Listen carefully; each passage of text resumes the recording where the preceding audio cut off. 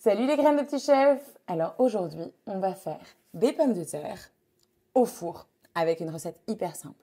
Mais d'abord, qu'est-ce qu'on doit faire? On doit s'attacher les cheveux et se laver les mains. Quand tu vois Petite Mao dans le rond vert, ça veut dire que tu peux faire cette étape tout seul. Nos pommes de terre, un petit peu de sel, du beurre, un plat à gratin, faut passer au four, une planche à découper et un couteau. Ou deux, vous verrez pourquoi.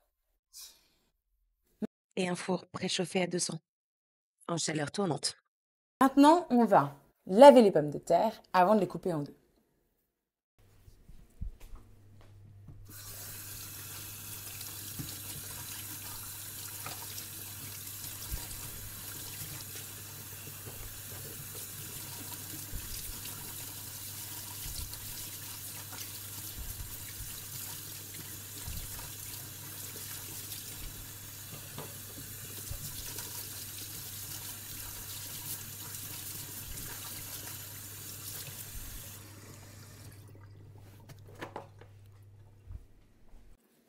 Savais-tu pourquoi il y a de la terre autour de mes pommes de terre?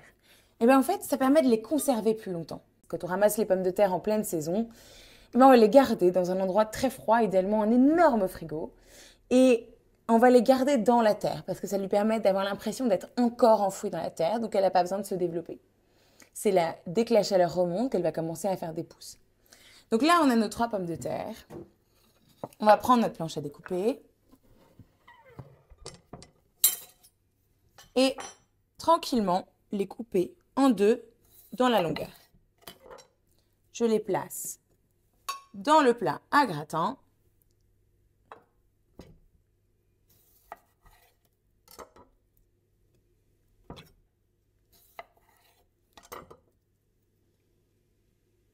S'il y a un petit peu de eau dans le fond du plat à gratin, c'est pas grave du tout, ça partira avec la chaleur du four.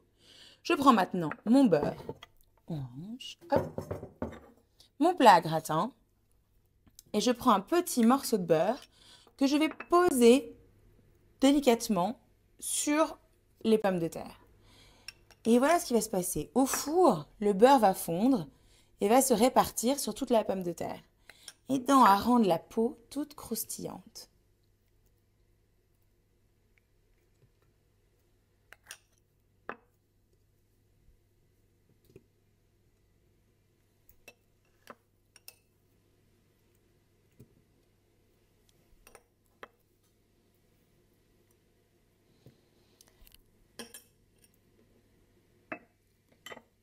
Un petit peu de sel.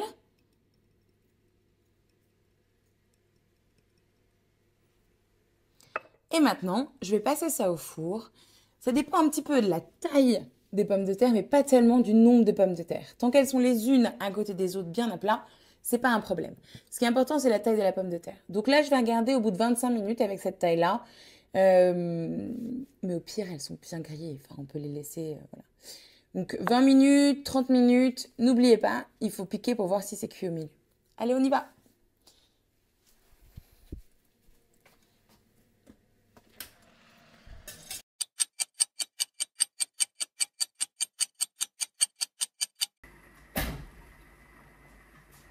C'est prêt. Regardez comme c'est joli. Oh, ça va être trop bon. Avec une petite crème fraîche, un petit yaourt aux herbes ou une sauce tomate. Ce que vous voulez. Bon appétit les graines de petits chefs.